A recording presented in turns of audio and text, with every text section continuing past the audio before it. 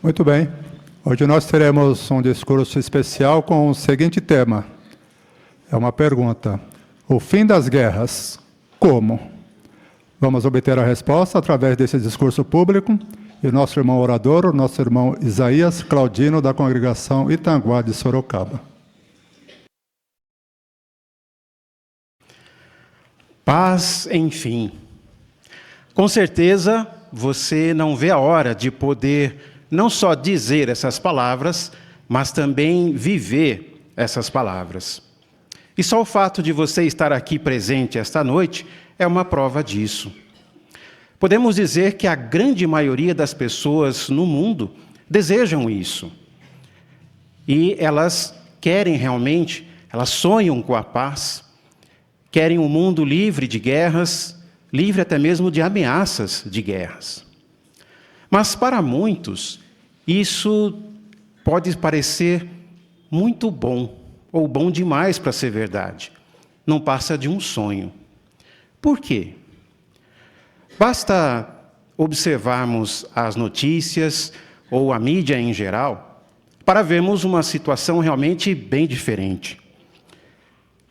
Temos acompanhado pelo menos 2 guerras mais relevantes nesses últimos anos, mas o Instituto de Pesquisas de Paz de Oslo relatou 61 conflitos armados em 36 países em 2024, o maior número desde 1945.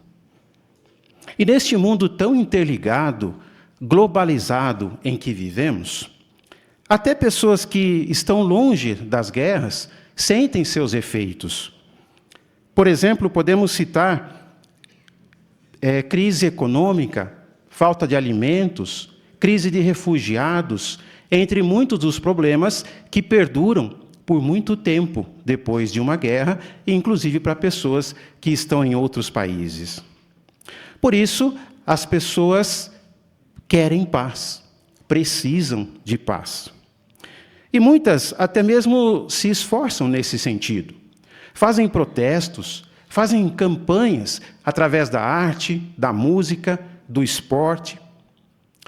Um desses esforços, de uma maneira um pouco mais abrangente e formalizada, foi a criação da ONU, em 1945, a Organização das Nações Unidas, isso há 80 anos. Ela apareceu, então, como um meio eficaz de unir vários países, várias nações, em prol da paz. Mas, até hoje, os interesses totalmente divergentes de suas nações membros têm frustrado muitos de seus esforços. Ela não tem conseguido, de forma alguma, trazer ou manter a paz no mundo. Isso mostra que todos esses esforços, sejam coletivos ou individuais em prol da paz, têm se mostrado fracassados vez após vez. Mas por que será que é tão difícil que os humanos acabem com as guerras? Parece não fazer sentido, já que mencionamos que a maioria das pessoas querem a paz. Será que tem algo por detrás disso? É muito bom sabermos que temos uma fonte confiável onde encontramos a resposta a essa pergunta. A Bíblia Sagrada, a palavra inspirada de nosso Deus Jeová. E mais do que isso, além de explicar por que os humanos não conseguem acabar com as guerras, ela também explica quem vai fazer isso e como esse desejo vai se tornar uma realidade. Esse é o objetivo desse discurso.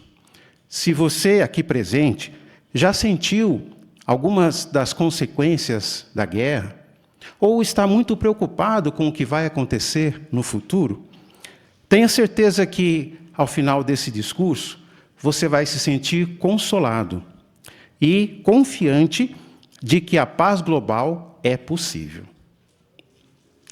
Então, primeiramente, vamos entender por que os humanos não conseguem acabar com as guerras. Vamos nos concentrar em 3 motivos básicos que impedem os humanos de fazer isso. O primeiro são os governos humanos. Mas por que será que os governos humanos é um dos motivos para que eles não consigam acabar com as guerras. Note como a Bíblia responde a essa pergunta, aqui no livro de Jeremias. Convido a todos a acompanharem em suas Bíblias ou dispositivos eletrônicos, Jeremias capítulo 10, e veja o que a Bíblia diz no versículo 23. Jeremias 10, 23 nos diz: Bem sei, ó Jeová, que o caminho do homem não pertence a ele, não cabe ao homem nem mesmo dirigir os seus passos. Qual a razão, então? Os humanos não foram criados para governar a si mesmos. Assim como não fomos feitos para viver embaixo da água ou para voar, não fomos criados para governar outros humanos. E olha que a humanidade já experimentou todo tipo concebível de governo. Monarquia, república, democracia, variando diferentes regimes como capitalismo, socialismo, totalitarismo e por aí vai.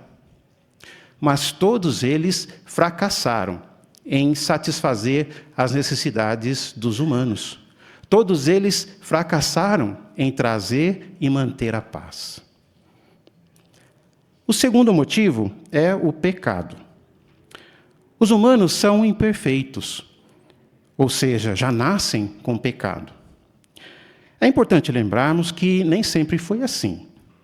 Os primeiros humanos, Adão e Eva, não eram pecadores. A Bíblia diz que eles foram criados perfeitos à imagem de Deus, o seu Criador. Mas, num determinado momento, eles desobedeceram a uma ordem clara do Criador e então tornaram-se imperfeitos. Quando tiveram filhos, eles transmitiram o pecado e a imperfeição a seus filhos como se fosse uma deficiência hereditária. Mas por que esse pecado herdado, ou essa condição pecaminosa, é um dos motivos dos humanos não conseguirem acabar com as guerras? Porque humanos imperfeitos têm a tendência de ser egoístas. Então, podemos ler na Bíblia, por exemplo, as muitas características das pessoas de nossos dias. E ali nós vemos o quanto o pecado realmente atrapalha quaisquer esforços para a paz. 2 Timóteo 3, do 2 ao 4, diz que as pessoas seriam gananciosas por amarem somente a si mesmas, amarem o dinheiro, serem arrogantes, não dispostos a acordos. Não são exatamente essas características que predominam quando tentam acabar com uma guerra? Esses desejos carnais impedem, então, quaisquer negociações de paz.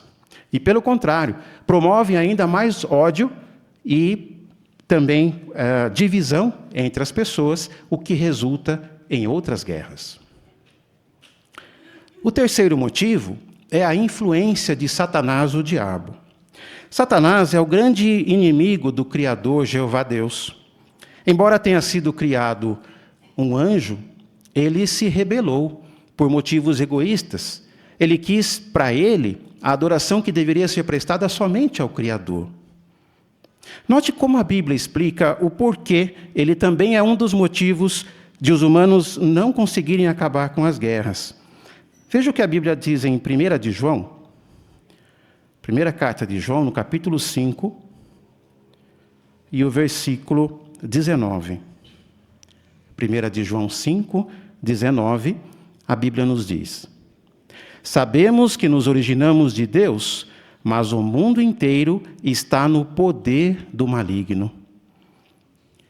Aqui deixa claro que o mundo é controlado por esse maligno, está sob o poder dele. E ele é o principal inimigo da paz.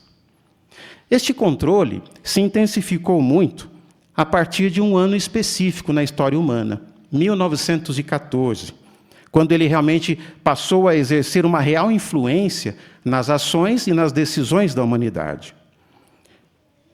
Por que podemos dizer isso? Apocalipse capítulo 12, versículos 7 ao 9, a Bíblia descreve ali uma guerra que aconteceu nos céus, E, como resultado dessa guerra, Satanás e seus demônios foram expulsos dos céus. E foram, então, lançados aqui para a terra, chegando aqui com grande ira, tirando a paz da terra. Outras passagens bíblicas nos ajudam a entender que isso aconteceu exatamente em 1914. Qual a evidência que temos disso? Foi em 1914 que, pela primeira vez, estourou uma guerra mundial. E logo em seguida, uma segunda guerra mundial, que foi ainda pior. E desde aquele ano, o número de mortos em guerras e conflitos armados ultrapassa 100 milhões de pessoas, além de outros milhões que ficaram com ferimentos permanentes. E a sua influência continua até hoje. Percebemos isso na atitude das pessoas de hoje, né? Também no poder militar que existe hoje entre as nações, que é capaz até mesmo de destruir o planeta. Então, isso deixa claro que a influência desse maligno realmente faz com que os humanos também não consigam acabar com as guerras. De fato, esses três motivos que consideramos, governos humanos, o pecado e a influência de Satanás, o diabo, mostram que a paz mundial não virá por mãos humanas. Mas, como mencionamos, além de explicar por que os humanos não são capazes de acabar com a guerra, a Bíblia mostra quem fará isso. Felizmente, Jeová Deus, nosso amoroso Criador, prometeu trazer a paz. Uma paz que não terá fim. Veja, por favor, essa promessa aí em sua Bíblia, no Salmo número 37.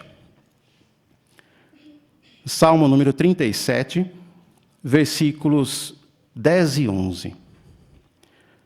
Salmo 37, versículos 10 e 11, onde lemos: apenas mais um pouco e os maus deixarão de existir. Você olhará para onde estavam e eles não estarão lá. Mas os mansos possuirão a terra e terão grande alegria na abundância de paz. Que promessa maravilhosa, não concorda? É uma garantia que os mansos viverão numa abundância de paz. Como então ocorrerá o fim das guerras para que essa promessa de paz se cumpra? Para cumprir essa promessa, o Criador estabeleceu um reino. Aquele reino que você pede na conhecida oração do Pai Nosso, a oração modelo que Jesus nos ensinou. Esse reino é um governo celestial e que já está governando nos céus. Podemos então dizer com convicção que o reino de Deus trará a paz. Este instrumento poderoso que Deus tem nas mãos vai acabar com todas as coisas que são contrárias à paz. Lembra-se dos três motivos que mencionamos que impedem os humanos de acabarem com as guerras? Para o reino de Deus, não são empecilhos. Quer ver? O primeiro motivo que mencionamos são os governos humanos. O reino de Deus vai substituir todos esses governos humanos por um líder perfeito.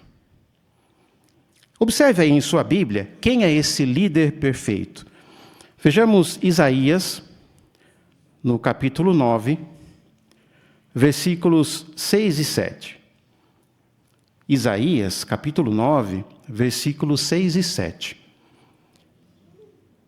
Porque um menino nos nasceu, um filho nos foi dado, e o reinado estará sobre os seus ombros.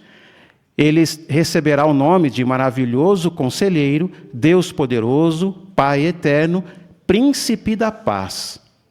A expansão do seu reinado e a paz sobre o trono de Davi e sobre o seu reino não terão fim, de modo que esse será estabelecido firmemente e amparado por meio da justiça e da retidão, desde agora e para sempre. O zelo de Jeová dos Exércitos fará isso. Esse menino que nos nasceu, conforme mencionado aqui, é Jesus Cristo, o governante escolhido por Deus. Note que ele é chamado aqui de príncipe da paz, mostrando então o seu compromisso de realmente trazer a paz. E de fato, nos anos em que viveu como humano, ele deixou isso claro, por seu modo de vida bondoso e amigável, mostrando compaixão pelas pessoas e se interessando pessoalmente por elas. Gostaria de ter um rei assim? Sob o reino de Deus, a paz não terá fim. O segundo motivo que mencionamos foi o pecado. Quando Jesus esteve na terra, logo no início do seu ministério, ele foi identificado como o Cordeiro de Deus que tira o pecado do mundo. E, de fato, por dar a sua vida em benefício da humanidade, ele tornou possível que humanos obedientes realmente sejam libertos da escravidão ao pecado e não sofram mais suas consequências. Então, quando o reino de Deus estiver governando a terra, as pessoas serão perfeitas. Consegue imaginar o que isso significa? Temos uma imagem, a primeira imagem, que nos ajuda a observar isso. A vida perfeita significa perfeição física, emocional e espiritual. Ninguém mais vai ser egoísta ou odiar outras pessoas.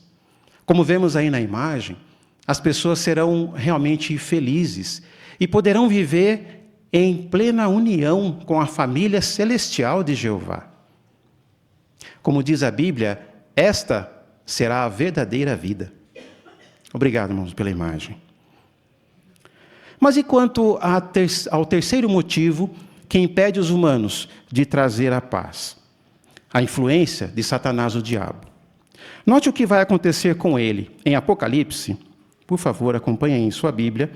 Apocalipse, no capítulo 20, versículos 1 e depois o 10.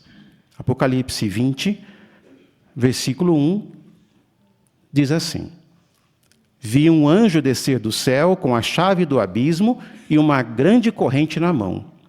Agora observe o versículo 10, somente a parte A. E o diabo, que as enganava, foi lançado no lago de fogo e enxofre. Este lago de fogo e enxofre, na Bíblia, representa a destruição eterna. Então, esse maligno será completamente destruído. O anjo que tem a chave do abismo, conforme mencionado no versículo 1, é o próprio Jesus Cristo, que vai acabar, vai destruir completamente esse inimigo da paz. Assim, nada mais impedirá o fim das guerras. A paz global que tanto desejamos será, enfim, não apenas uma esperança ou um sonho, mas uma realidade.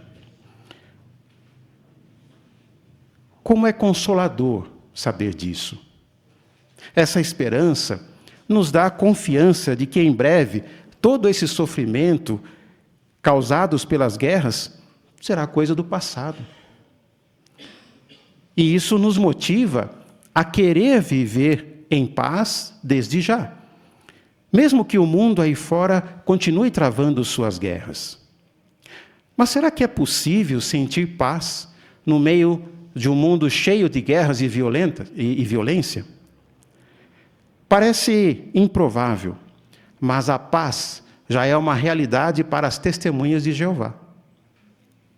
Há uma profecia na Bíblia que predisse esse modo de vida pacífico por parte de um grupo específico de pessoas. Por favor, observe essa profecia aqui em Miqueias, no capítulo 4. E vamos ler os versículos 2 e o 3, a parte A. Miqueias, no capítulo 4, versículos 2 e o 3, nos diz: E muitas nações irão e dirão: Venham, subamos ao monte de Jeová e à casa do Deus de Jacó. Ele nos instruirá sobre os seus caminhos e nós andaremos nas suas veredas. Pois de Sião sairá a lei e de Jerusalém a palavra de Jeová. Ele fará julgamento entre muitos povos e resolverá as questões referentes a poderosas nações distantes. Quem são os muitos povos e as muitas nações distantes mencionadas aqui? Com certeza não são as nações atuais, porque, como vimos, continuam vivendo em guerras por motivos egoístas. Então, esta profecia se aplica a pessoas dentre todas as nações unidas na adoração pura do único Deus verdadeiro, Jeová, representado aqui na profecia pelo monte de Jeová e a casa do Deus de Jacó. E note que esse grupo unido é plenamente instruído por Jeová, instruído nos seus caminhos. Ele resolve as questões em sentido espiritual para todos aqueles que creem e tomam posição a favor do seu reino.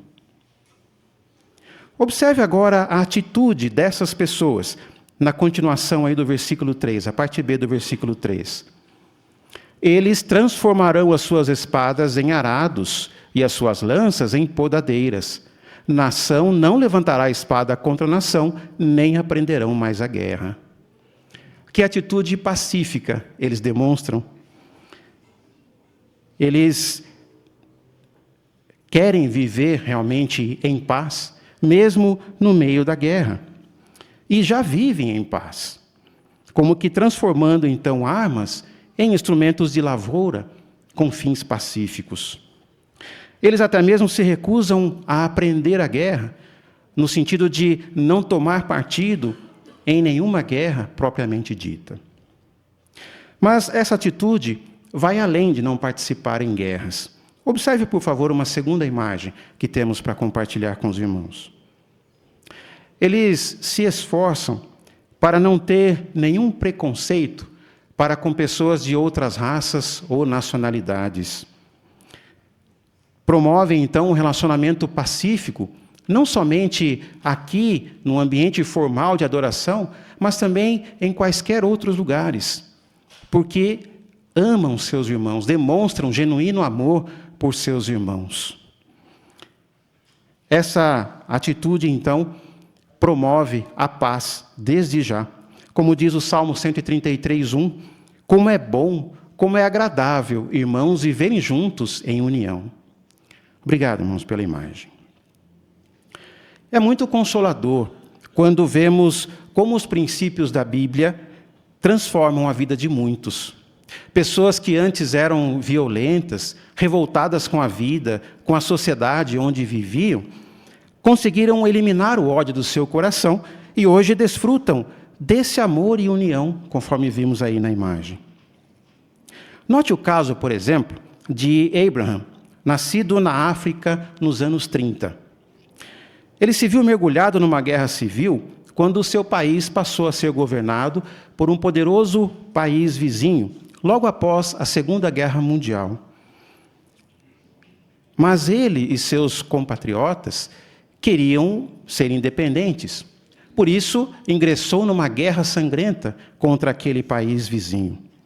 Ele realmente considerava aquelas pessoas como seus inimigos e só pensava em matá-las. Isso, inclusive, o colocou muitas vezes numa situação de quase morte. Mas, depois de anos lutando, já sem esperança, ele fugiu para a Europa. E lá, ele conheceu algumas testemunhas de Jeová e passou a assistir às reuniões delas. Rapidamente, ele aprendeu na Bíblia o quanto ele havia desperdiçado o seu tempo naquela guerra, porque ele entendeu que a justiça, a verdadeira justiça, só virá por meio do reino de Deus. Ele continuou aprendendo e colocando em prática os ensinos da Bíblia e se batizou. Mas, para sua surpresa, logo após o seu batismo, ele conheceu Robert, que também havia fugido lá da África, mas era daquele país vizinho, ou seja, era seu inimigo. E agora? Abraham prontamente se colocou à disposição para ajudar Robert a também aprender sobre a Bíblia. O resultado? Os dois são agora amigos achegados. Servem juntos como evangelizadores por tempo integral na mesma congregação das Testemunhas de Jeová. Então vemos que a Bíblia exerceu uma forte influência no coração desses antigos inimigos. Eles transformaram suas espadas em arados, por assim dizer. E no seu caso? Você que talvez nos visita pelas primeiras vezes, gostaria de aprender a como viver em paz desde já? E também aprender mais sobre o que a Bíblia ensina de como será o novo mundo que Deus promete no futuro próximo? Talvez você já tenha lido a Bíblia algumas vezes, mas não conseguiu entender muito bem. Mas pense nessa situação. Imagine que você esteja viajando e visitando um lugar pela primeira vez. Talvez, se você estiver sozinho, você não vai conseguir tirar muito proveito desse lugar. Você vai ficar meio perdido. Mas você está com um amigo achegado, um amigo que conhece muito bem aquele lugar. Ele já foi para lá várias vezes. Ele sabe exatamente onde vocês estão e para onde cada estrada vai dar. Bom, isso facilita muito aquela viagem, não é? Você vai poder tirar pleno proveito daquele passeio que você está fazendo. Com o estudo da Bíblia, pode ser parecido. Talvez, por conta própria, você se sinta meio perdido, não consiga entender muito bem o que ela realmente ensina. Por isso, as Testemunhas de Jeová têm um programa de estudo da Bíblia, um curso bíblico, que o ajudará a encontrar as respostas mais importantes da vida e a desenvolver plena fé e confiança nas promessas de Deus. Vamos assistir a um vídeo que explica como funciona o nosso curso gratuito da Bíblia. Por favor, deem atenção ao vídeo Como é um estudo bíblico.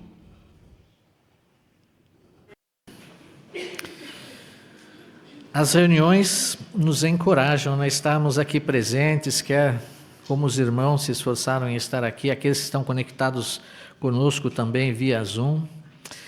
Essas reuniões nos ajudam, nos fortalecem nesses últimos dias, nos dão instruções, orientações para sermos servos melhores do nosso Criador. E o estudo da Sentinela tem também esse objetivo, sempre nos ensinar, nos orientar, nos ajudar a entender melhor os pensamentos do nosso Deus. O estudo de hoje, o estudo 29, que nós iremos considerar juntos, tem o seguinte tema: como dar um bom conselho? Na semana passada nós aprendemos a receber um bom conselho, né? O que nós precisamos fazer para receber, para obter um bom conselho. Hoje nós vamos ver como dar um bom conselho. O texto temático é o Salmo 32:8. Eu o aconselharei com os meus olhos fixos em você. Qual o objetivo desse estudo, então? Aprender como dar um conselho que realmente pode ajudar alguém. Então, nós vamos entender vários aspectos no decorrer desse estudo. O que nós precisamos ter em mente para dar conselhos que realmente sejam oportunos e ajudem nossos irmãos. Nós vamos ver a importância, por exemplo, de saber o que dizer. Também nós vamos ver a importância de saber quando falar e como falar. São alguns pontos que nós iremos considerar no decorrer desse estudo, que com certeza vai nos ajudar a podermos dar bons conselhos e saber se podemos dar esses bons conselhos, né? Todos estão convidados a participar com seus comentários, fiquem à vontade para se expressar. A pesquisa que os irmãos fizeram na sua preparação, né, será bem-vinda, temos certeza que irá fortalecer e nos ajudar ainda mais a entender melhor essa matéria. Quem irá fazer a leitura para nós dos parágrafos hoje é o nosso irmão Takeshi Kanada. Vamos então dar atenção à leitura do parágrafo 1. Você gosta de dar conselhos? Alguns têm facilidade em fazer isso. Já outros ficam com medo ou não se sentem à vontade. De qualquer forma, todos nós precisamos dar conselhos de vez em quando. Por quê? Porque Jesus disse que seus verdadeiros seguidores seriam identificados pelo amor que mostram uns pelos outros. E uma forma de mostrarmos esse amor é por dar conselhos aos nossos irmãos e irmãs quando é necessário. A palavra de Deus disse que uma doce amizade pode surgir de um conselho sincero. Quem precisa dar conselhos e por quê?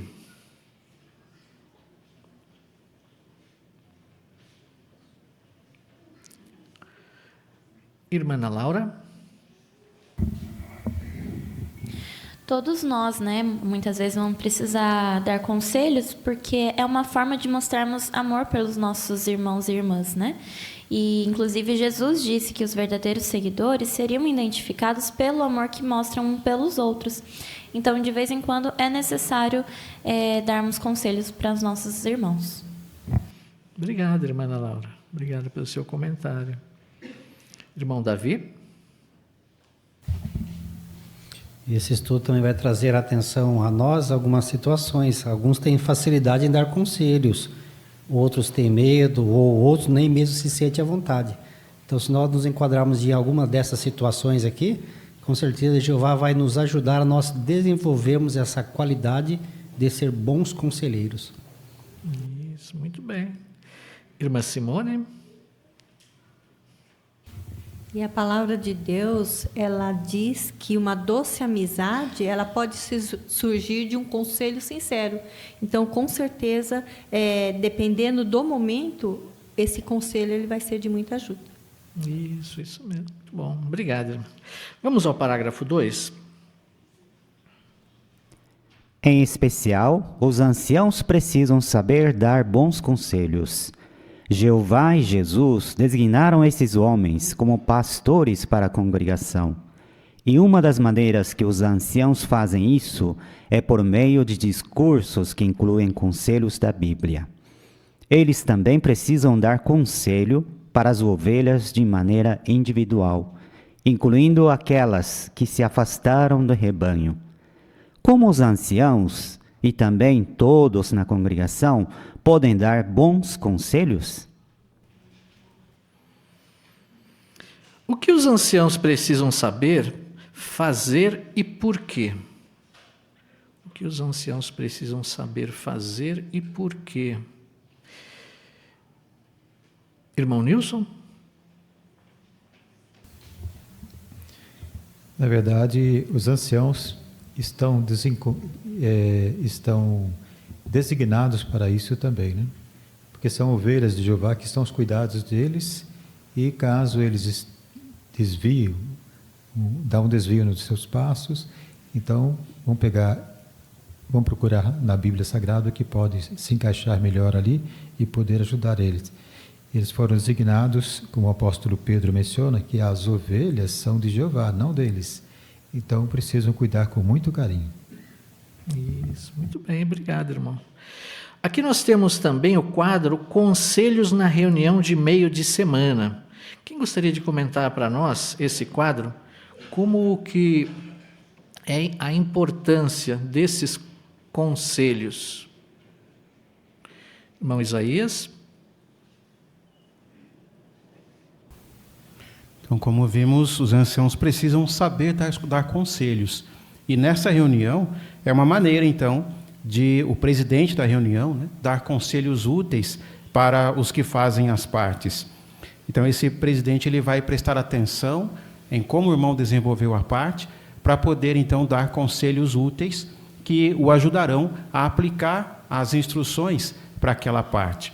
E ele pode fazer isso também de modo pessoal, para que esse estudante seja ajudado a aplicar as instruções designadas para ele. Isso, muito bom. E caso, por exemplo, um estudante receba um conselho do dirigente aqui, do presidente da reunião de meio de semana, o que ele deve se lembrar, de acordo com Provérbios 27 e 17?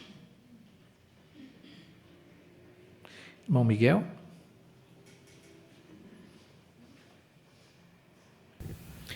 O livro de Provérbios diz que assim como o ferro afia o ferro, assim o homem afia o seu amigo.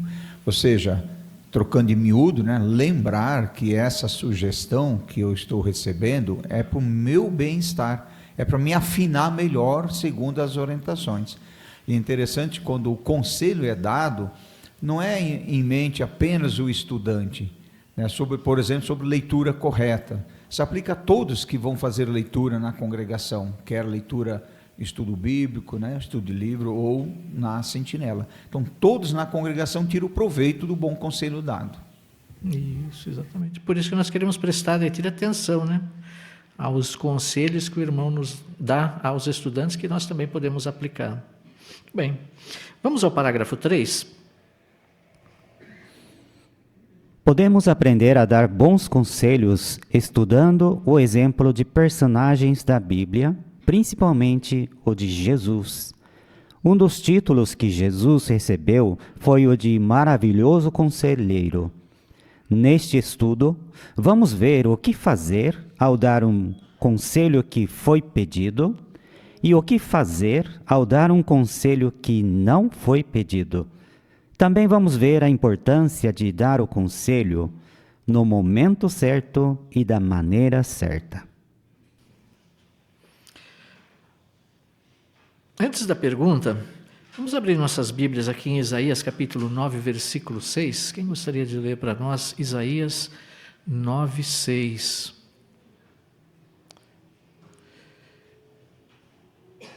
Irmã Vanessa? Porque um menino nos nasceu, um filho nos foi dado, e o reinado estará sobre os seus ombros. Ele receberá o nome de Maravilhoso Conselheiro, Deus Poderoso, Pai Eterno, Príncipe da Paz. Obrigado pela leitura, irmã. A parte A do 3, como podemos aprender a dar bons conselhos? Irmão Márcio? Nós podemos aprender a dar bons conselhos estudando alguns exemplos de personagens da Bíblia e principalmente de Jesus, conforme Isaías 9,6 falou que ele era um maravilhoso conselheiro. Obrigado, irmão Márcio. Irmão Lopes? Nós sabemos que Jeová ele é o dono da sabedoria, né? Em todo sentido. Somente Jeová não precisa de conselho. Mas como foi apresentado no texto aqui, Jesus ele recebeu o conselho de Jeová. Não só recebeu, mas ele aplicou. Então Jesus, com certeza, por ter seguido os conselhos do seu pai, ele pode dar esse conselho e ser considerado com certeza um maravilhoso conselheiro, né? Agora, qualquer conselho que está em oposição, né, ao Altíssimo, não tem valor, então não é conselho. Muito bem, obrigado, irmão. Aqui nós temos o quadro Imite a Jesus ao dar conselho. E aqui nós temos algumas coisas a respeito desse texto, né? Jesus como maravilhoso conselheiro. E que queremos imitar, né? Então nós temos alguns aspectos aqui. O primeiro aspecto é que Jesus sabia o que dizer. Como que isso é importante para todos, para nós ao darmos um conselho, irmão Souza? Porque Jesus baseava os conselhos não nas suas próprias sabedorias, mas na palavra de Jeová. Lição para nós, mesmo que nós temos um irmão experiente de sabedoria, precisamos ter a certeza de que nossos conselhos são baseados não em nossas próprias ideias, mas sim na palavra de Deus. Muito bem, obrigado, irmão Souza. Jesus sabia quando dar conselho. Irmão Mateus? Jesus Cristo passou muito tempo com Jeová, então imagina quanta sabedoria Jesus Cristo tinha. Mas mesmo assim, ele não passava tudo isso para os seus discípulos. Da mesma maneira, talvez tenhamos muita informação, mas não devemos falar tudo de uma vez. Devemos falar apenas o que for necessário. Isso, muito bem. E um terceiro ponto é que Jesus sabia falar com jeito. Irmã Vânia? Ao falar, ele era humilde e respeitoso. Também ele mantinha a calma. Isso é importante como lição para nós, que quando for o momento de ser nós o conselheiro, nós devemos ter isso em mente, manter a calma, manter o respeito para com as pessoas, tratar os outros com empatia, como nós queremos ser tratados. Bem, obrigado, irmã, pelo seu comentário também. Agora, parte B. O que vamos ver neste estudo? Irmã Selma?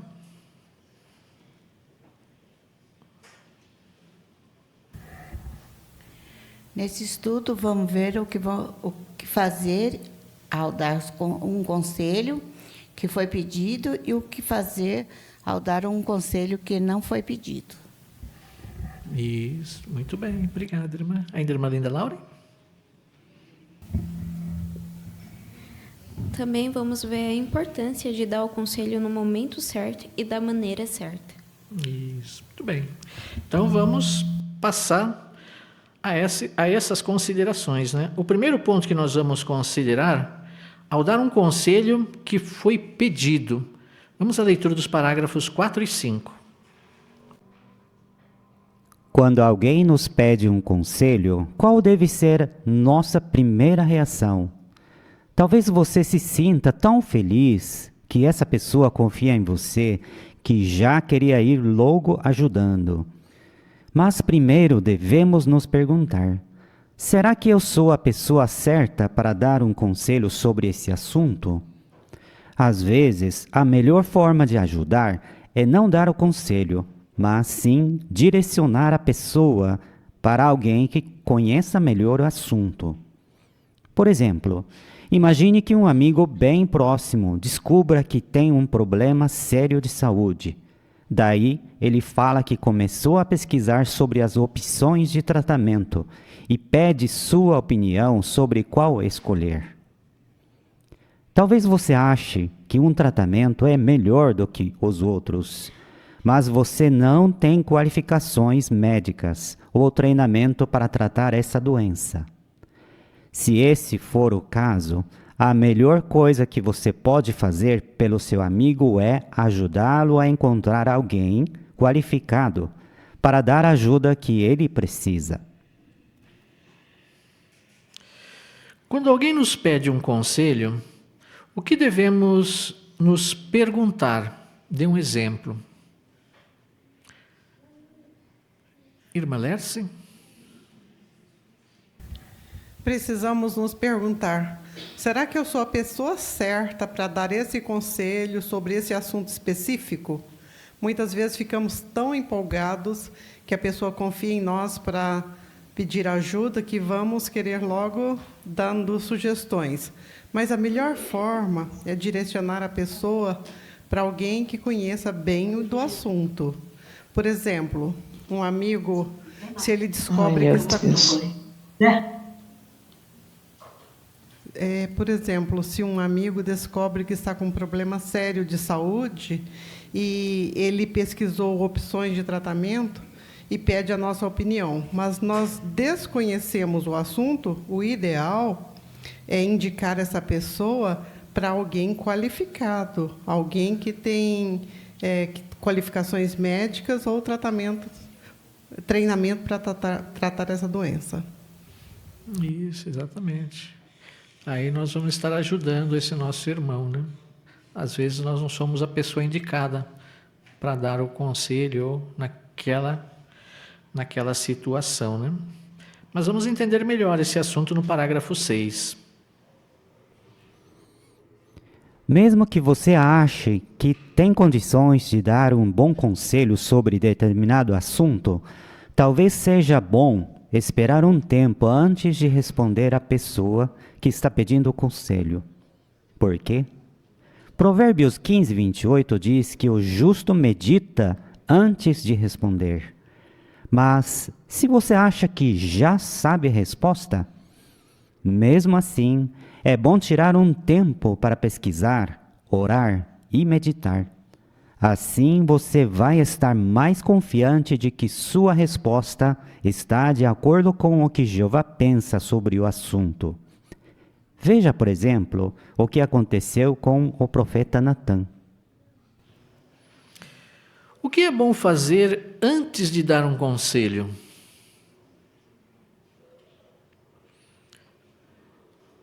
Irmã Rose?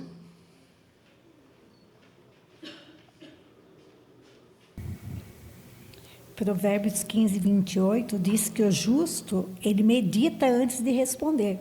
Então, antes da pessoa dar um conselho, ela deve tirar tempo para orar, meditar, pensar. Mesmo que ela ache que saiba do conselho que a pessoa precise, é bom ela levar em consideração Jeová. Será que o conselho que eu vou dar está de acordo com o que Jeová pensa? Isso, muito bom, isso mesmo. Obrigado, irmã Rose, pelo seu comentário. Irmão Benfica?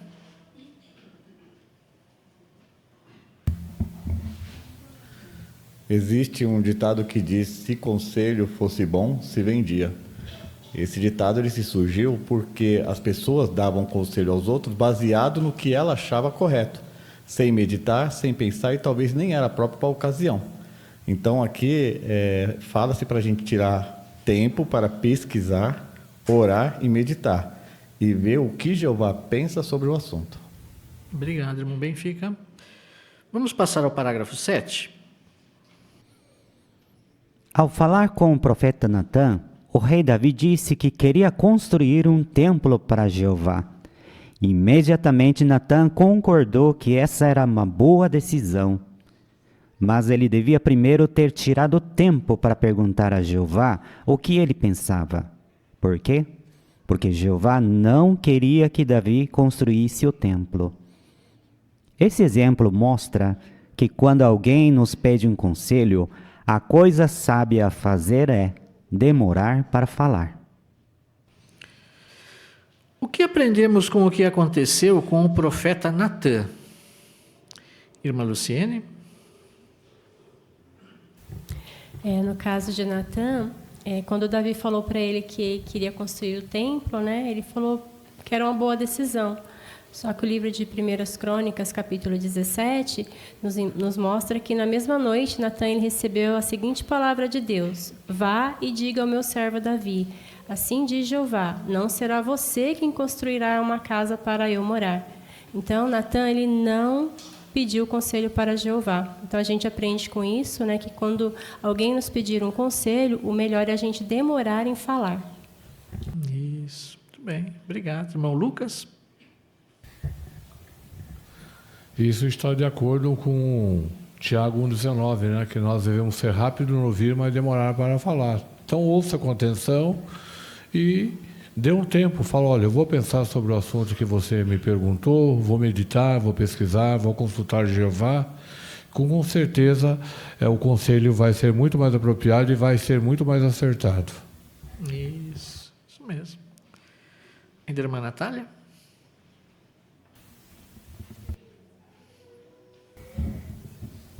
E depois que Natã ele deu esse conselho imediato para Davi, né? Jeová aconselhou ele a voltar e a falar para Davi o contrário, né? Então, a gente pode pensar também que pode acontecer o mesmo com a gente dá um conselho para uma pessoa, aí depois a gente descobrir que aquele conselho não foi bom e ter que passar um embaraço, né, de ter que falar para a pessoa o contrário, né? Então, também para a gente se preservar e preservar a pessoa de cometer um erro, né? Obrigado, irmã Natália. Vamos ao parágrafo 8. Pense em outro motivo que temos para tomar cuidado antes de dar um conselho para alguém. Imagine que depois do nosso conselho, alguém tome uma decisão que tenha consequências ruins. Parte da responsabilidade poderia ser nossa. Com certeza, temos bons motivos para pensar bem antes de dar um conselho. Que outro motivo temos para tomar cuidado antes de dar um conselho? Irmã Mary? Então, temos que tomar cuidado, porque quando damos um conselho a alguém, essa pessoa ela pode seguir esse conselho, tomar uma decisão ruim e ter consequências sérias. Então, parte da responsabilidade seria nossa. Então, antes de dar um conselho, nós tínhamos que pensar antes de aconselhar a pessoa e ver se aquele conselho realmente vai ajudá-lo e aonde nós buscamos a fonte do conselho. Isso mesmo. Então, resumindo esses parágrafos aqui, mesmo que alguém peça um conselho a nós, o que é sábio fazermos, conforme nos mostrou esses parágrafos? Irmã Jaziane?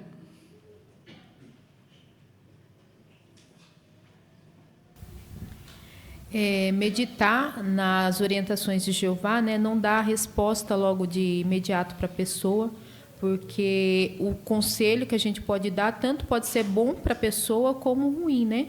Então, vai partir também a nossa responsabilidade. Isso, exatamente. E às vezes também entender, né, que talvez nós não somos a pessoa mais indicada para dar esse conselho, né? Talvez nós temos que indicar alguém para dar esse conselho a esse nosso irmão, né? Agora vamos passar ao próximo subtítulo. Ao dar um conselho que não foi pedido. Parágrafo 9. De vez em quando, os anciãos precisam tomar a iniciativa e dar conselho a um irmão ou uma irmã que deu um passo em falso. Uma nota de estudo desse versículo diz que pessoa que deu um passo em falso está indo na direção errada, mesmo que ainda não tenha cometido um pecado grave. Então, o objetivo dos anciãos é ajudar essa pessoa a continuar na estrada que leva à vida eterna. Mas para que o conselho seja útil, primeiro, os anciãos precisam ter certeza de que a pessoa realmente deu um passo em falso. Isso porque o fato de que a pessoa tomou uma decisão diferente não significa necessariamente que a decisão dela está desagradando a Jeová. Mas, e se os anciãos concluírem que um irmão realmente deu um passo em falso e que é necessário dar um conselho, como eles podem fazer isso? Vamos abrir nossas Bíblias em Gálatas capítulo 6, versículo 1. Carta aos Gálatas 6, 1. Vamos pedir para a irmã Janete ler para nós. Irmãos, mesmo que um homem, sem perceber, dê um passo em falso, vocês que têm qualificações espirituais, tente reajustar esse homem no espírito de brandura. Mas olhe cada um para si mesmo, para que não seja tentado também. Obrigado, irmã, pela leitura. Antes de dar um conselho, que certeza os anciãos precisam ter? Irmão Vanderlei?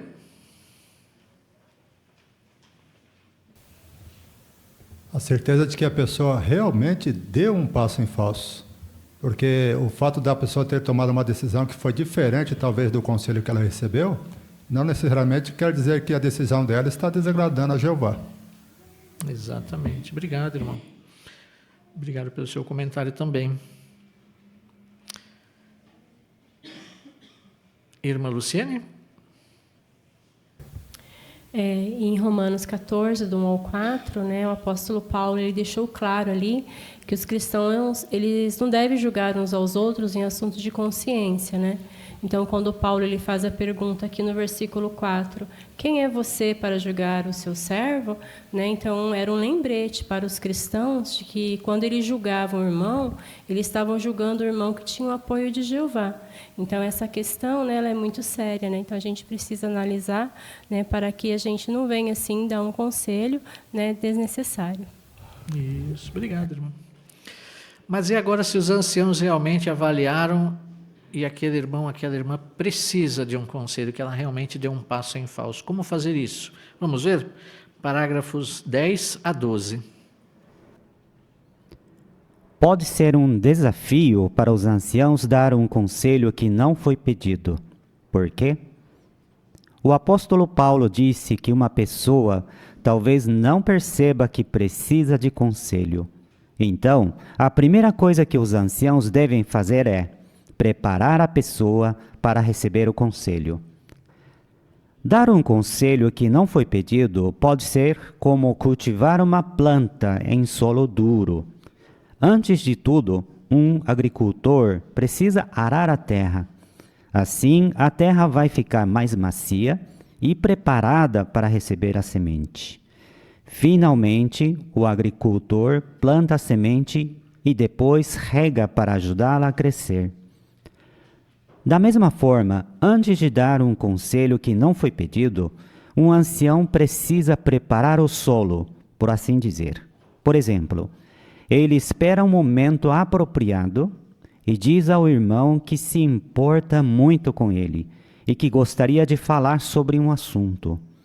Se a pessoa que dá o conselho for conhecida por ser amorosa e bondosa, vai ser mais fácil para outros aceitarem os conselhos dela. Durante a conversa, o ancião continua amaciando o solo por relembrar que todos cometem erros e precisam de conselhos de vez em quando.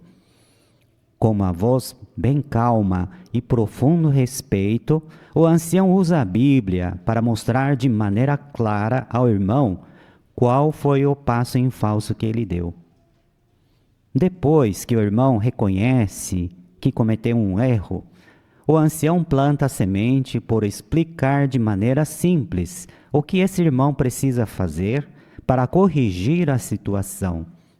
Por fim, o ancião rega a semente por destacar as coisas boas que esse irmão tem feito e orar com ele.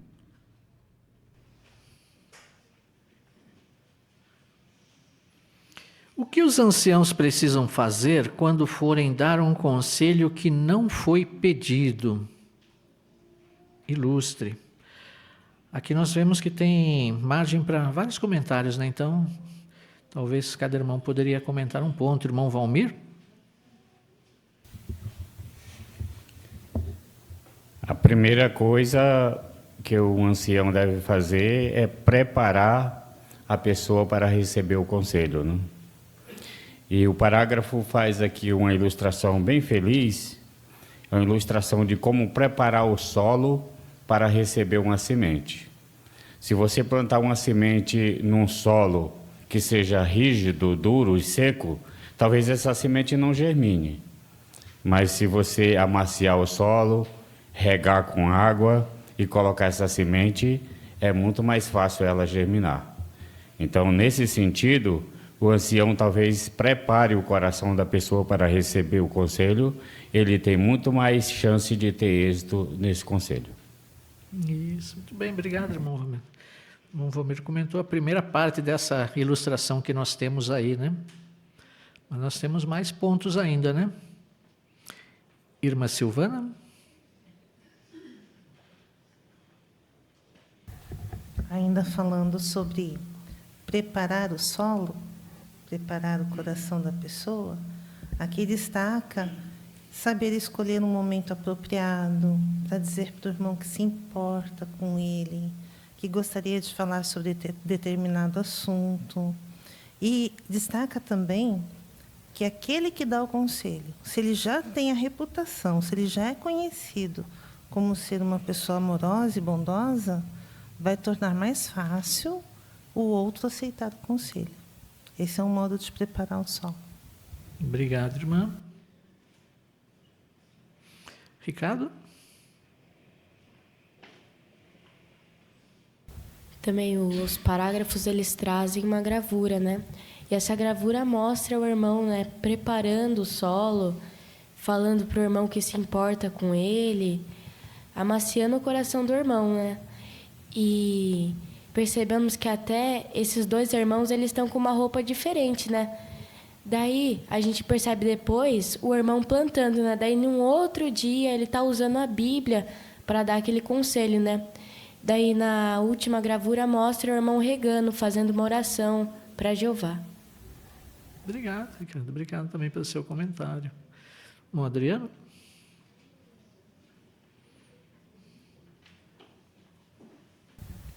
Parágrafo 12 traz a atenção à abordagem que o ancião deve utilizar, porque isso vai fazer a diferença na reação daquele que está ouvindo o conselho.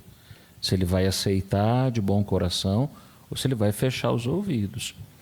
Então, aqui não está chamando atenção para a reação de quem é aconselhado, mas do ancião que aconselha. Menciona que talvez uma coisa importante a fazer é deixar claro para aquele irmão, como no caso da gravura, olha, todos nós pecamos, eu sou igual a você, eu não sou maior que você. Que bom que a gente faz parte da organização de Jeová, porque a gente tem ajuda mútua. E estou aqui para te ajudar. E aí, como já comentado, usar a Bíblia. Possivelmente, aquele solo que no início era duro, ficou um solo bom, macio. E possivelmente a pessoa vai cair em si. Nesse momento também é preciso ter cuidado. Porque quando, vamos imaginar assim, a gente está vendo na terceira gravura ali, que eles estão orando, mas imagine que a pessoa, normalmente quando ela reconhece que ela está errada, ela baixa até um pouquinho a cabeça. Não é hora do ancião sentar um porrete na nuca da pessoa, muito pelo contrário. É hora de reforçar o amor que sente por ela e dar os conselhos apropriados e finalizar isso com oração, para que a pessoa reconheça que não é o irmão que está falando por vontade própria, mas é o amoroso Pai Jeová. Isso mesmo. Obrigado, irmão, pelo seu comentário também. Aqui falou, né, de forma calma, uma voz bem calma e profundo respeito. Não é isso? Ter respeito, voz calma, a maneira como nós falamos, o nosso tom de voz revela muito, né, sobre como nós estamos encarando aquela situação e se nós estamos imitando a Jeová, irmão Nilson. E aí no parágrafo destaca também, ó, Tiago 5,15, que é o finalzinho. Né? Não pode esquecer da oração, o tom da voz, a preocupação, as palavras que ele vai colocar, mostrando que tem interesse profundo em que ele possa se recuperar. Isso, exatamente. Lembrar que todos somos ovelhas de Jeová, né? Então queremos ajudar essas ovelhas também. Muito bem. Vamos ao parágrafo 13. Às vezes, o que uma pessoa diz e o que outra pessoa entende são duas coisas diferentes. Como os anciãos podem evitar que isso aconteça quando forem dar um conselho? De maneira bondosa, eles podem fazer perguntas para ver se a pessoa entendeu o conselho e o que ela precisa fazer para aplicá-lo. Como os anciãos podem ter certeza de que a pessoa entendeu o conselho? Irmã Mariana. De uma maneira bondosa, os anciãos eles podem fazer perguntas para ver se a pessoa entendeu o conselho e o que ela precisa fazer para aplicá-lo. Isso, muito bem, obrigado. Irmã Larissa?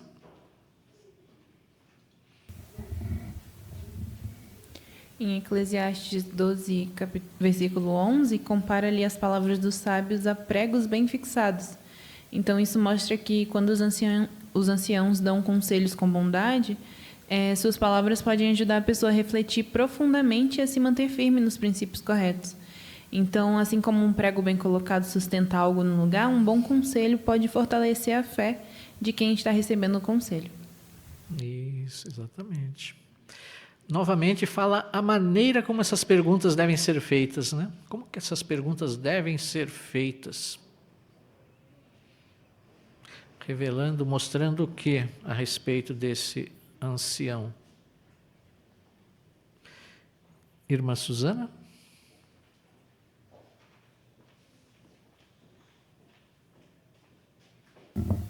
Essas perguntas devem ser feitas de maneira bondosa.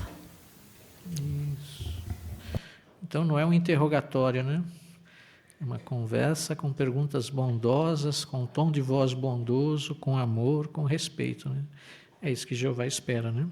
Muito bem. Dar o conselho no momento certo e da maneira certa, parágrafo 14.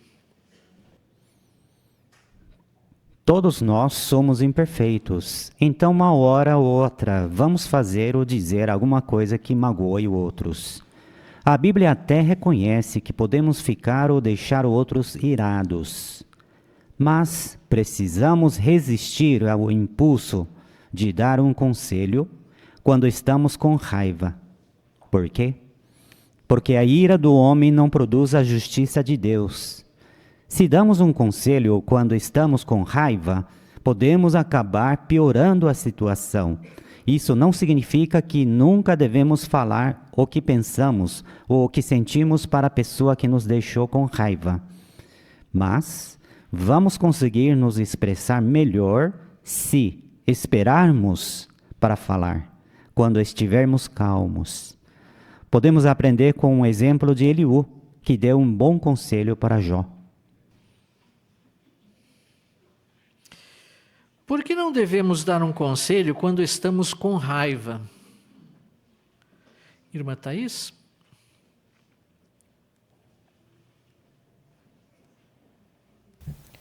Tiago 1:20 destaca que a ira do homem não produz a justiça de Deus. Então, se dermos um conselho quando ainda estamos irados, podemos acabar piorando a situação. Não significa que nós não devemos falar o que pensamos ou aquilo que sentimos quando a pessoa nos deixa com raiva, mas vamos conseguir nos expressar de uma forma melhor se a gente esperar para falar quando estivermos calmos. Isso. Muito bem, obrigado, irmã. Irmã Fátima?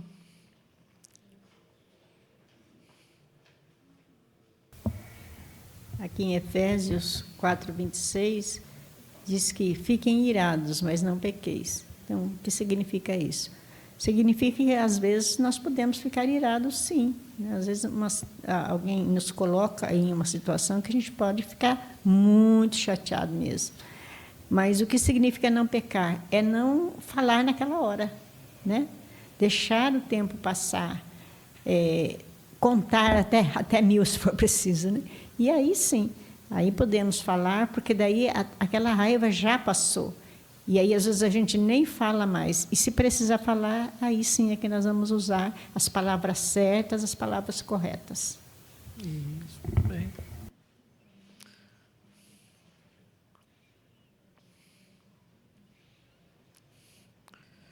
Irmão Mateus?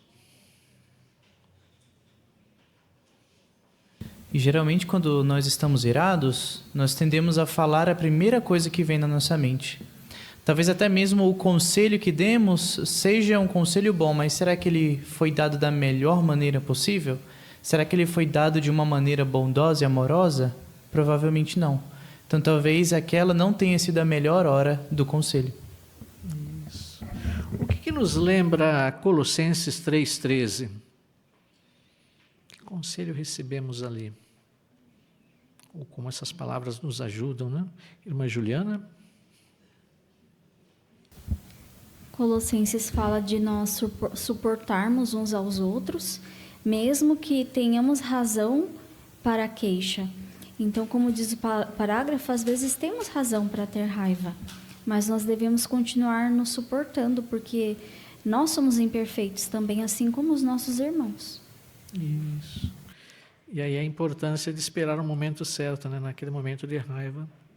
Não vai ser o melhor momento, né? Conforme nós vimos aqui. Mas um exemplo que aconteceu com Jó e Eliú vai nos ajudar a entender melhor esse assunto. Vamos ver a leitura do parágrafo 15. Eliú passou dias ouvindo Jó se defender das acusações dos outros 3 homens. Eliú sentia compaixão por Jó. Mas, quando Jó ficou tentando provar sua inocência, ele acabou falando coisas sobre Jeová que não eram verdade. Por causa disso, Eliú ficou muito irado. Mesmo assim, ele esperou sua vez e daí falou de uma maneira calma e com muito respeito enquanto aconselhava Jó. O exemplo de Eliú nos ensina uma lição importante. O momento certo de dar um conselho é quando estamos calmos e a maneira certa é com respeito e amor. O que aprendemos com o exemplo de Eliú? E aqui nós temos uma imagem que pode ajudar em seu comentário também. Vamos ouvir aqui a Laurinha.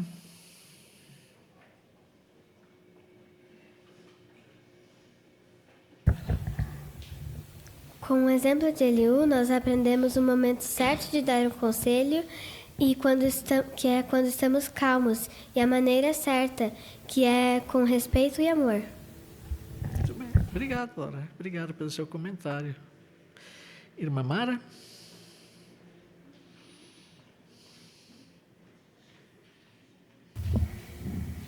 Em Eclesiastes, nós vemos que há um tempo para tudo.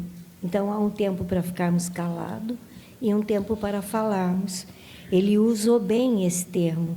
Na época, quando ele percebeu que Jó, por estar passando por muitas dificuldades, e os 3 amigos falarem tantas coisas, Jó acabou querendo se justificar, acusando Jeová. Ele ficou muito irado com isso, mas ele usou de calma, falou com calma, né? Não ficou irado. Ele esperou a vez dele falar, e isso fez com que Jó passasse a meditar e verificar o que tinha falado. E depois Jeová também falou com Jó. Então, temos que ter calma no momento de falarmos, temos que saber esperar para podermos dar bons conselhos para aqueles que querem ouvir. Isso, muito bem. Gostaria de comentar essa imagem. Essa imagem nos transmite lições importantes, né? Irmã Joelma?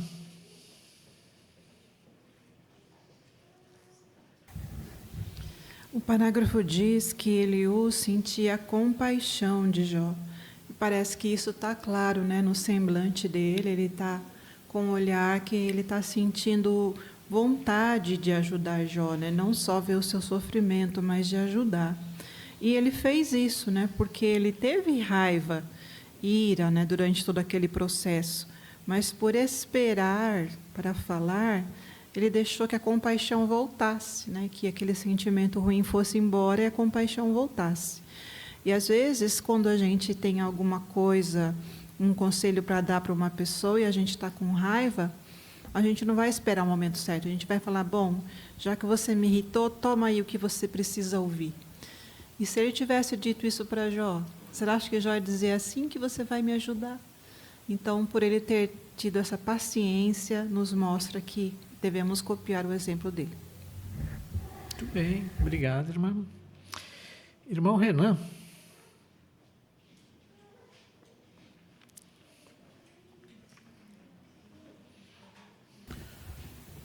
Em Jó 33, o versículo 6, ali Eliú ele usa uma expressão que é interessante, em especial aqueles que têm a função de dar conselhos a outros dentro da congregação. Ele se lembra de que ele era exatamente como Jó, ou seja, também era formado do barro. Então, se lembrar das próprias imperfeições ao dar conselhos, ou às vezes ao dar conselhos a um irmão mais jovem, ou talvez algum irmão que ainda não está tão maduro, talvez nos lembrarmos de quando nós éramos mais jovens, ou talvez nós éramos um pouco imaturos, vai nos ajudar a fazer isso de forma mais amorosa. Isso, muito bem. Obrigado, irmão Renan, também pelo seu comentário. Eclesiastes 3, o versículo 7, que lição aprendemos ali? Como podemos aplicar isso ao darmos conselhos? Ou quando envolve uma situação que talvez ficamos irados, assim como Eliú.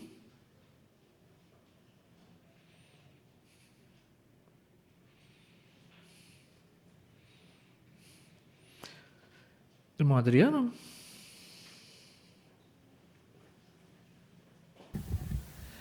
O versículo fala que tem ocasião para ficar calado e para falar, não é? Então, o nosso desejo, talvez natural, especialmente quando as emoções estão mais fortes, é já sair falando. Talvez a gente imagine que está até ajudando a pessoa. Nós podemos pensar isso. Mas será que é o momento certo? Será que o sentimento que eu estou sentindo não vai sobrecarregar a minha voz? Eu vou usar mal as palavras e ao invés de levantar eu vou derrubar? que quando a gente percebe aqui no caso de Eliú conversando com Jó, talvez ele tenha olhado para aquele senhor mais velho que ele. Então ele reconheceu que era importante ficar calado. Deixa eu escutar. Todos ali que estavam eram mais velhos que ele. Então ele foi respeitoso. A hora que a poeira baixou, ele entendeu, bom, agora é hora de falar. E aí ele se lembrou, talvez ele olhou ali para as feridas de Jó, olhou para aqueles cacos ali que estavam do lado, quando ele se coçava, ele falou, gente, se eu falar de maneira dura, eu vou estar ajudando esse homem. Mesma coisa, quando o irmão ou uma irmã precisa de conselho, é porque está numa situação fragilizada. Será que eu vou apertar?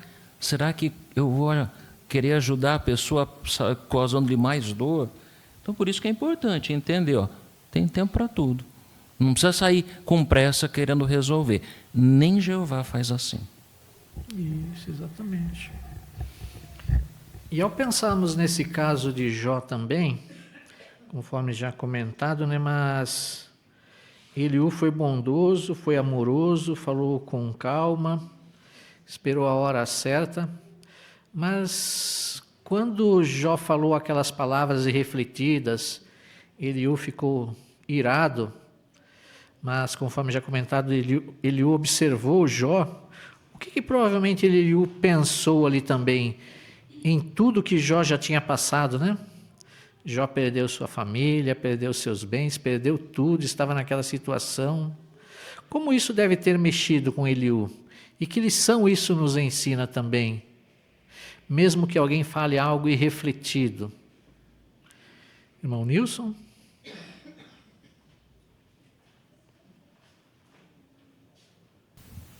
Aí então entrou a empatia. Ele se colocou no lugar de Jó. Talvez pensando, e se fosse eu perder 10 filhos, os bens materiais, os meios de vida, e ainda ser atacado por essas feridas todas? Não, ele não merece, eu preciso mudar. E pode ser disso, né? Tem mil coisas que passou pela mente e o coração dele, mas de qualquer forma foi registrado. Se colocou no lugar de Jó também, olha, eu sou como barro, assim como você é. Em outras palavras, escute. Eu estava irado, talvez pensando, né? Eu estava irado, mas agora estou calmo. Agora é a hora de falar. Isso, exatamente. É isso que nós precisamos ter em mente, né? Nos lembrar, nos colocar na situação, né? Muito bem. Vamos agora ao próximo parágrafo 16. Continue a dar e aceitar conselho. O texto temático deste estudo diz que Jeová nos aconselha com os olhos fixos em nós. Isso mostra que Jeová está sempre nos ajudando. Ele não só nos dá conselhos, mas também nos ajuda a aplicá-los. Esse é um belo exemplo para nós. Quando você tiver o privilégio de dar um conselho, imite a Jeová por continuar com os olhos fixos na pessoa, dando qualquer ajuda que ela precise para tomar decisões sábias. Vamos abrir nossas Bíblias no Salmo 32, 8. Quem gostaria de ler para nós? Salmo 32, 8. Vamos pedir para o Mateus ler para nós? Eu darei a você perspicácia e o instruirei no caminho em que deve andar. Eu o aconselharei com os meus olhos fixos em você.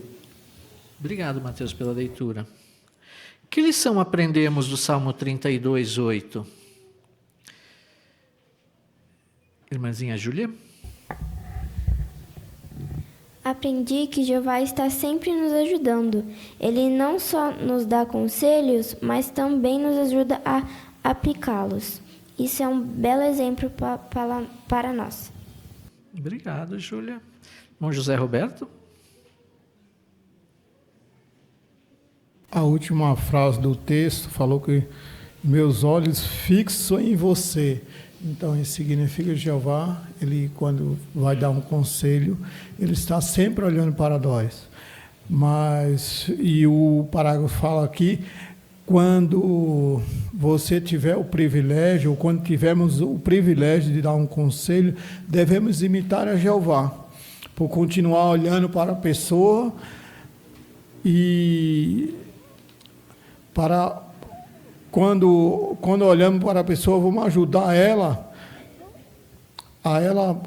para que ela possa tomar uma boa decisão e assim continuarmos servindo a Jeová.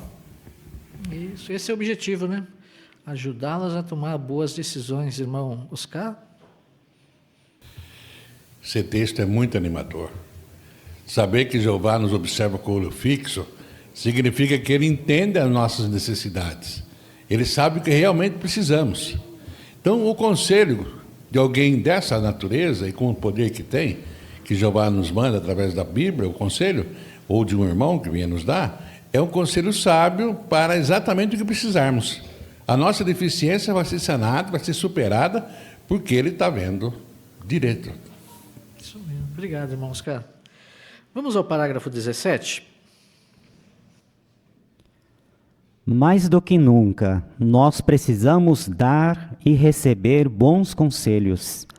Anciãos que dão conselhos específicos e baseados na Bíblia são como correntes de água numa terra árida.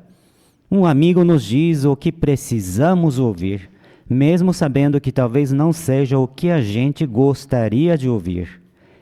Isso é tão valioso como maçãs de ouro em esculturas de prata. Então, queremos continuar desenvolvendo a sabedoria que precisamos para dar e receber bons conselhos. Agradecemos, irmão Takeshi, por nos ajudar com sua leitura.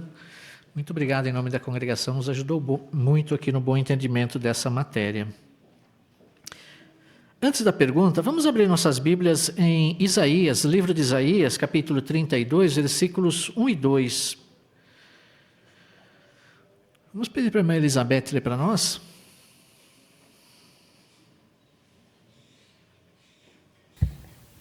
Vejam, um rei reinará com retidão, e príncipes governarão com justiça, e cada um deles será como um abrigo contra o vento, como esconderijo contra o temporal, como correntes de água numa terra árida, como a sombra de um enorme rochedo num deserto.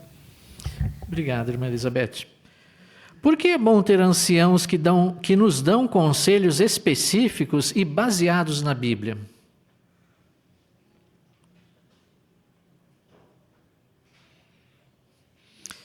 Irmã Michele? Então, conforme nós lemos no texto de Isaías, né, esses príncipes que governarão com justiça, ou seja, nossos anciãos, eles são como as correntes de água numa terra árida, né? Então, eles estão sempre se esforçando a ser fontes de consolo e revigoramento para todos nós. Então, nós queremos continuar desenvolvendo a sabedoria que precisamos receber esses bons conselhos dele e assim possamos dar conselhos bons também no futuro. Isso, muito bem. Obrigado, irmã. Irmão Lucas? O parágrafo também mostra que nem sempre os conselhos que vamos dar vai ser o que a pessoa gostaria de ouvir, mas vai ser o eficaz, né? É conforme diz, nem sempre o remédio amargo é o que vai dar bom resultado. Então, talvez o conselho naquele momento, a pessoa não vai... Poxa, mas está sendo muito pesado para mim, mas é o que vai dar bom resultado, né? O conselho bom é aquele que produz o resultado. E, com certeza, o ancião que fez a pesquisa, fez a oração, aquele conselho vai dar bom resultado. Isso, exatamente. Muito bom. Um amigo bom diz o que nós precisamos ouvir, não o que nós queremos ouvir, né? É isso.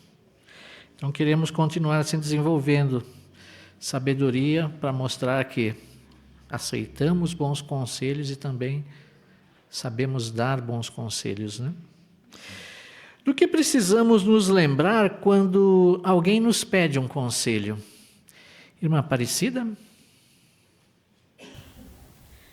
Precisamos lembrar se estamos aptos a dar tão conselhos. Se não estivermos qualificados para dar conselhos, podemos direcionar a pessoa para alguém que vai poder ajudar. E mesmo que tenhamos a qualificação para dar os conselhos, podemos esperar um pouco antes de dar o conselho. Obrigado, irmã Aparecida. Do que precisamos nos lembrar quando temos de dar um conselho que não foi pedido?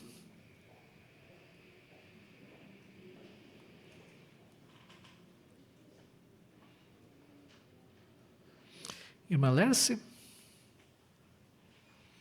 Muitas vezes, uma pessoa ela talvez não se aperceba que precisa receber um conselho.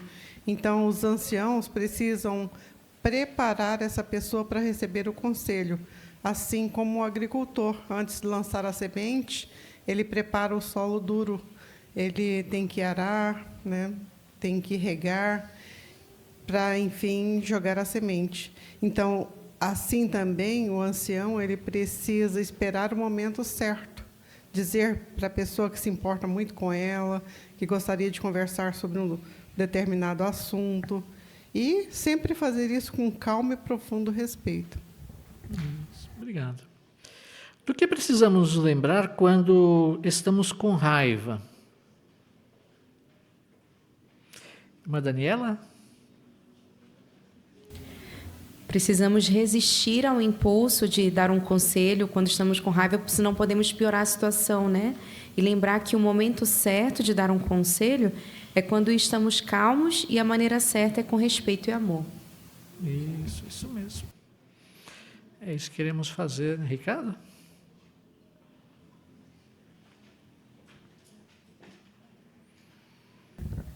Assim como Eliú, que esperou a raiva passar para aconselhar Jó, ele poderia ter dado o conselho quando ele estava com raiva, né? Mas se ele tivesse feito isso, ele poderia ter feito com que Jó ele não tivesse aprendido com o conselho, né? Mas ele pensou na situação que Jó estava passando, ele viu a situação, tudo que tinha acontecido com ele antes, e ele esperou a raiva dele passar para dar o conselho para Jó. Isso, muito bem, obrigado. Esses dois estudos, temos certeza que nos ajudaram muito, né, a entender o ponto de vista de Jeová e como Jeová encara, né, dar conselhos, né, como que Jeová espera que nós o imitemos, né, tanto ao receber conselhos como ao dar conselhos, né. Nós vimos que nós precisamos ser humildes e modestos, né, para receber conselhos, né. Então, não queremos ser arrogantes, não queremos achar que somos melhores que outros, que sabemos mais que outros, ou porque um irmão mais jovem do que nós não está habilitado para nos aconselhar. Queremos ser humildes e modestos e aceitar conselhos, né? Dessa forma, nós vamos nos beneficiar. E hoje nós aprendemos a como dar bons conselhos, né? Que muitas vezes nós não podemos não ser a pessoa indicada para dar um bom conselho, né? Então, primeiro nós precisamos entender esse aspecto.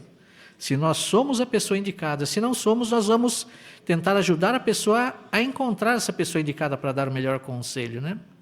Agora, se nós podemos dar o conselho, nós aprendemos também. Primeiro nós precisamos esperar, né? Não dar o conselho na mesma hora. Meditar, avaliar, pesquisar, orar a Jeová para dar o melhor conselho. Um conselho errado, nós podemos prejudicar um irmão e até sermos culpados de algo que vem acontecer com esse irmão, né? Então, esses dois estudos nos mostrou muito quão importante é receber e quão importante é dar conselhos, né? Queremos, então, aplicar agora em nossa vida, no nosso ministério e no trato com nossos irmãos, né? Esses pontos que nós aprendemos para que assim possamos imitar melhor nosso Criador Jeová e nosso amoroso Deus que cuida de nós e seu Filho Jesus que sempre nos instrui como um maravilhoso conselheiro, né? Agradecemos, irmãos, pelos seus bons comentários, pela boa participação. Ficamos muito felizes aqui em ouvir a todos também. E agora queremos encerrar a nossa reunião agradecendo a Jeová por tudo que nos deu nesse dia, a conferência pública e o estudo da Sentinela. Iremos fazer isso entoando um cântico de louvor a Jeová. O cântico é o número 109, Mostre Amor de Coração. Vamos cantar todos juntos. Estudo Bíblico de Congregação, 22 a 28, de setembro de 2025. Análise com pergunta e resposta. Vamos começar respondendo as perguntas dos História 20, mais 6 pragas. Respondemos as seguintes perguntas. Que outras 6 pragas aconteceram no Egito? As 6 pragas seguintes que Jeová enviou ao Egito foram tábanos, doença nos animais, feridas na pele, chuva de granizo com fogo, nuvem de gafanhotos e escuridão total por 3 dias. Cada uma dessas pragas foi um golpe direto contra os egípcios e seus deuses, enquanto os israelitas que moravam na terra de Gósen foram completamente poupados. Isso mostrou de forma clara o cuidado especial de Jeová por seu povo fiel. Vamos para a próxima pergunta. Por que elas eram diferentes das 3 primeiras? Esse capítulo nos ensina que Jeová é um Deus poderoso, justo e fiel. Ele protege quem o serve de coração e age com paciência, dando oportunidades para que os teimosos mudem de atitude, como fez com o faraó, mas também mostra que Jeová não tolera a desobediência por tempo indefinido. Ele age no momento certo para libertar seu povo e cumprir seus propósitos. Vamos para a próxima pergunta. Que lições práticas podemos aprender? Na prática, aprendemos que não devemos ser como o faraó, que só prometia obedecer quando estava sofrendo, mas logo voltava atrás. Precisamos ser obedientes a Jeová em todo momento, com um coração humilde e sincero. Também aprendemos a confiar na proteção de Jeová, mesmo quando o mundo ao nosso redor está em dificuldades. E, acima de tudo, esse relato fortalece nossa fé de que Jeová sempre cumpre o que promete e nunca abandona os que lhe são leais. Agora vamos analisar a História 21, a 10ª praga. Primeira pergunta: qual foi a 10ª praga? A 10ª praga foi a morte de todos os filhos primogênitos do Egito, desde o filho do faraó até o filho do escravo mais humilde. À meia-noite, o anjo de Jeová passou por toda a terra do Egito e matou os primogênitos das casas que não tinham a marca de sangue no batente da porta, exatamente como Jeová havia avisado. Por outro lado, nas casas dos israelitas que obedeceram às instruções divinas e colocaram o sangue do cordeiro na porta, ninguém morreu. Próxima pergunta: o que os israelitas tiveram que fazer para escapar dela? Para escapar da 10ª praga, os israelitas tiveram que obedecer cuidadosamente às instruções que Jeová lhes deu. Cada família precisava escolher um cordeiro ou cabrito de 1 ano, sem defeito, matá-lo e passar um pouco do sangue nos batentes e na parte superior da porta da casa. Depois, deveriam assar a carne e comê-la com pães sem fermento, estando vestidos com sandálias nos pés e prontos para sair do Egito naquela mesma noite. O sangue na porta serviria como sinal de obediência e fé. E Jeová prometeu que, ao ver esse sinal, o anjo passaria por cima daquela casa sem ferir ninguém. Vamos para a próxima pergunta. O que isso nos ensina sobre Jeová?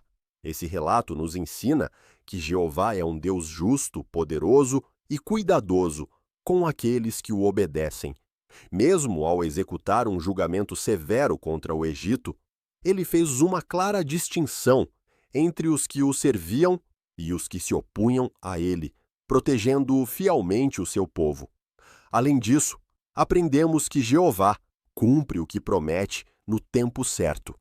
Ele não se atrasa nem se adianta e sempre age para defender seus servos e exaltar seu nome. Como destaca Romanos 9,17. Próxima pergunta. Que lições práticas podemos aprender? Uma lição prática é que a obediência exata às instruções de Jeová salva vidas.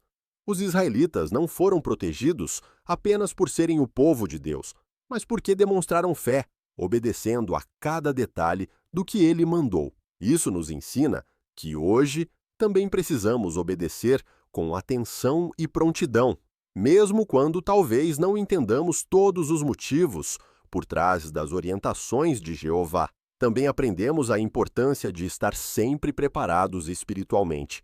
Assim como os israelitas comeram vestidos e prontos para sair, nós também precisamos estar preparados para responder imediatamente à direção de Jeová, especialmente à medida que nos aproximamos do fim deste sistema.